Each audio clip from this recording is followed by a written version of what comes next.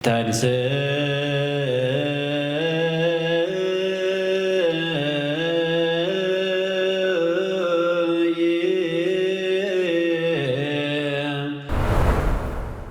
አጋጣሚ አይደለም መትረፌ መድኃኒት ነይ ነይ ነይ ማርያም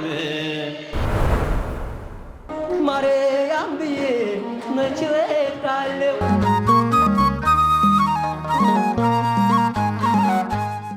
በስመ አብ ወወልድ ወመንፈስ ቅዱስ አሐዱ አምላክ አሜን። ምእመናንና ምእመናት እንደምን አደራችሁ? ተንሥእ